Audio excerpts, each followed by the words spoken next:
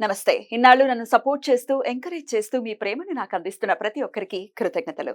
అలాగే ఈ వీడియో కూడా ఖచ్చితంగా మీకు ఉపయోగపడుతుంది. లైక్, షేర్ అండ్ సబ్స్క్రైబ్ చేసి మీ సపోర్ట్‌ని నాకు అందించండి. అలాగే ఈ వీడియో పట్ల మీకున్న అభిప్రాయాన్ని కామెంట్ సెక్షన్‌లో కామెంట్ చేసి తెలియజేయండి. ఇప్పుడు వీడియోని చూద్దాం. నమస్కారం. శుభోదయం కార్యక్రమానికి స్వాగతం. ఈరోజు 30వ తారీఖు జూన్ నెల 2024వ సంవత్సరం ఆదివారం. శ్రీ క్రోధినామ సంవత్సరం ఉత్తరాయణం గ్రీష్మ ఋతువు. ఈరోజు జ్యేష్ఠ మాస బహుళపక్ష నవమి తిథి మధ్యాహ్నం 12:19 వరకు తదుపరి దశమి తిథి. రేవతి నక్షత్రం ఉదయం 7:34 వరకు తదుపరి అశ్విని నక్షత్రం. అతిగండ యోగం సాయంత్రం 4:15 వరకు తదుపరి సుకర్మ యోగం. గరజకరణం మధ్యాహ్నం 12:19 వరకు, వణిజకరణం రాత్రి 11:21 వరకు తదుపరి భద్ర అంటే విష్టికరణం ఉంటాయి.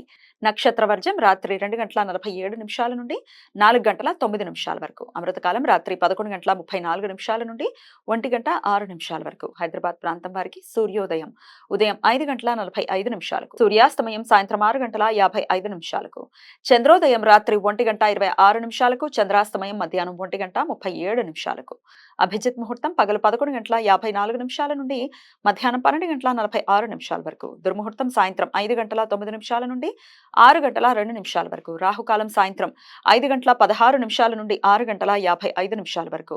గుళిక కాలం మధ్యాహ్నం 3:37 నుండి సాయంత్రం 5:16 వరకు. యమగండం మధ్యాహ్నం 12:20 నుండి 1:59 వరకు. కొన్ని సాంప్రదాయాల ప్రకారం ఈ రోజు త్రిలోచన నవమి. వివాహిత జంటలు తమ సుఖ వైవాహిక జీవితం కోసం ఈ రోజు ఉపవాసం ఉండి శివపార్వతుల పూజ చేస్తారు. ఆదివారం అశ్విని నక్షత్ర కలయిక ఉండటం వలన సర్వార్థ సిద్ధి యోగం ఈ రోజు ఉదయం 7:34 నుండి రేపు సూర్యోదయం వరకు ఉంటుంది. ఈ సమయంలో నూతన వ్యాపార ప్రయత్నాలు చేయడానికి, కొత్త పనులు ప్రారంభించుకోవడానికి అనుకూలం. ఈ సమాచారాన్ని మనకు అందించిన వారు మేడికొండూరు విశ్వనాథ్ ప్రసాద్ గారు. ఆయనకు కృతజ్ఞతలు తెలియజేస్తూ శివస్మరణతో సమస్త సన్మంగళాని భవంతు. నమస్కారం.